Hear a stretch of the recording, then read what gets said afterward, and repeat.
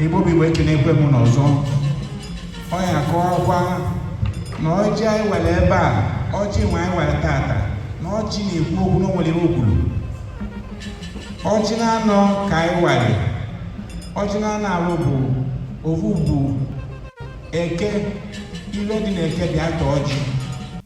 Aha, kwenu motu bubululu. Abadundigo. Nke Igbo bụ oye, ibe na-abịa n'oye bịa tọọ ọjị. Okwe webudu ike n'obodo. Obodo ajụrụ oyi. Nke ịtọ bụ afọ, ibe nọ n'abọ bịa tọọ ọjị. Adododododo man. Adododododo man. Adukudebudebu. Udebu na budo. Ọjị mere nke nọ bụ nkwọ, ibe nọ n'akwọ bịa tọọ ọjị. N'ekwelu n'ekwe ma nke melu ngụpụta kacha ụtọ. Mawaru moji. Awa awụ ọjị na-ana n'ebe a. Ọjị na-ana ọjị mbeche na ọjị 16 ka a wara ọchị elu n'elu. Ọjị na-esi kpudo iru n'ala. Ọ bụ na onwe ndị na-anụ ihe ọjị na-ekwu na ma nwere ike mma ihe na-ekwu na ọjị nwa bụ ibe ka ọ bụ.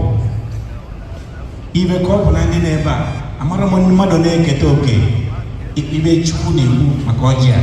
Na ọjị 16 chara obi n'elu bụrụ ibe. Ọjị 6 kpudo iru n'ala.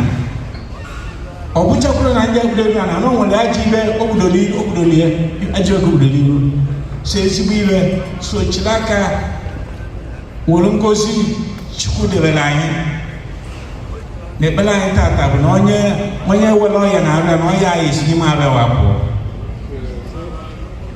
Onye nwere nsogbu ọbụla nsogbu ahụ ya na site tata wagawa ise ọ bụ acheka bụrụ mana ọmụmụ ka ọ bụ kọwazia n'oyibo ka Maka na doji. Mawaru moji. Ebe ama n'ife afụ na ọchaghalụkwa.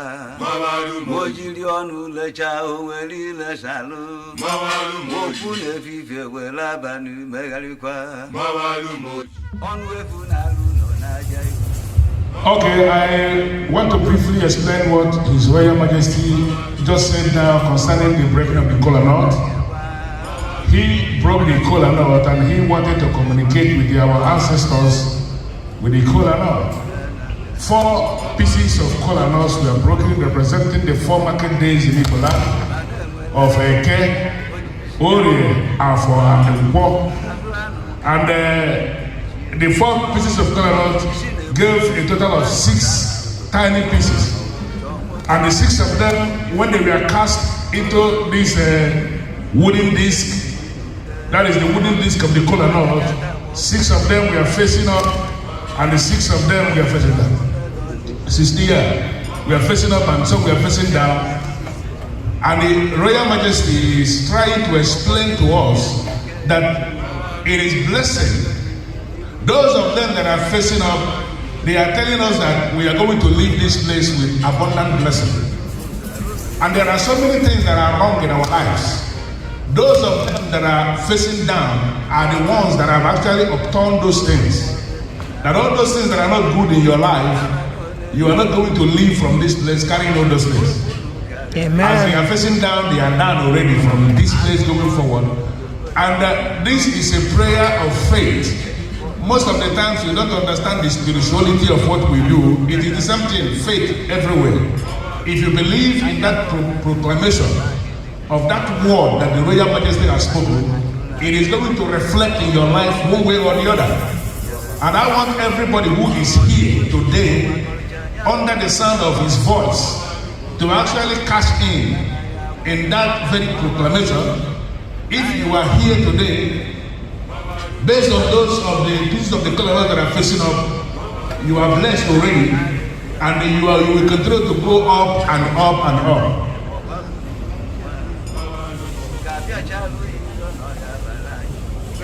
And he is saying that there are some of them that are 5 pieces, And there are some of them that are 6 pieces. What it represents is progress. It represents progress, that progress will be coming to you from all ramifications. Just like we have too many, projects that we are pursuing. If you believe in this prayer, all those projects will see the light of day. As long as they are all positive things that will bring positive changes to this life that we are living in. That is the prayer. And he is saying that everybody who is here, try as much as possible. There are many people that say they don't eat cola, but try and eat this one. Try and eat this one. It is for your good. If there is any ailment in your body, the Royal Majesty has said, as you are taking this cola, it is going to serve as a medicine to take out that very sickness. Thank you very much.